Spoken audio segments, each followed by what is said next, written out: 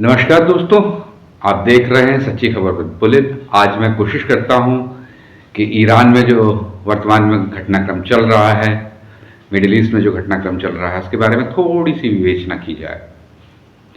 आपको याद होगा 3 हफ्ते पहले जब हमारा केंद्रीय बजट आया था और उसकी समीक्षा का एक वीडियो मैंने डाला था, तो उसमें मैंने चाबहार बंदरगाह का जिक्र जरूर किया था।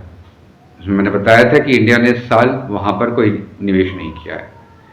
यानी कि बहुत पहले से ही ये स्पष्ट हो चुका था कि अमेरिकी और इजरायली सेनाएं जो हैं वो ईरान को अपना निशाना बना सकती हैं, और अल्टीमेटली हुआ भी वही जो आप देख रहे हैं।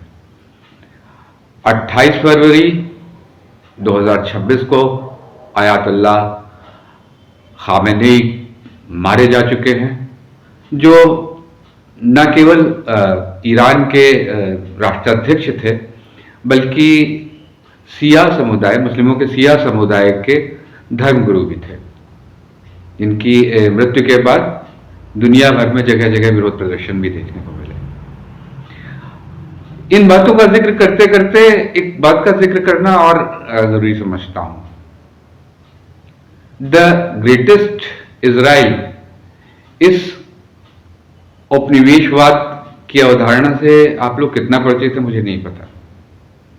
ये एक लेकिन अवधारणा है, और 1967 में जब गाजा, गोलान हाइट्स और कुछ एक वेस्ट बैंक पे जब इजरायली कब्जे हुए, तब से यह अवधारणा मजबूत होने लगी,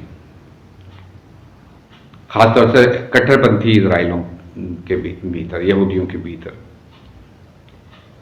उदारवादी इसे लोकतंत्र के प्रति खतरा मानते हैं, पर कल से जो बात कचोट रही है वो मुख्यतः ये है कि 28 फरवरी को खामनेई साहब के मारे जाने के बाद से लेकर अभी तक भारत सरकार ने एक बार भी उनकी मौत की निंदा नहीं की है, इस घटना की निंदा नहीं की कि उनकी हत्या कर दी गई है।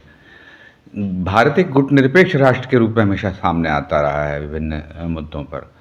अब अचानक से ये विदेश नीतियों का जो परिवर्तन है, ये आने वाले समय में भारत के लिए भारी कीमत चुकाने वाला भी हो सकता है, क्योंकि ईरान से भारत के संबंध बड़े ठीक ठाक थे। वहाँ के राष्ट्राध्यक्ष से संबंध ठीक ठाक होना भी स्वाभाविक ही है। तो ऐसे मामले में कांग्रेस की ओर से भले ही कल इस बात की भर्त्सना की गई कि खामनेई साहब को मार दिया गया है, लेकिन अभी तक भारत सरकार ने औपचारिक रूप से कतई कोई आलोचना नहीं की है। भविष्य में देखना होगा कि जिस तरीके से यूएसएसआर का हाथ हमसे छूटा, रूस का हाथ हमसे छूटा, क्या ईरान का हाथ भी हमसे छूटने वाला है इस ट्रंप के चक्कर में। तो देखते रहिए सच्ची खबरें विद पुलिन त्रिपाठी के साथ।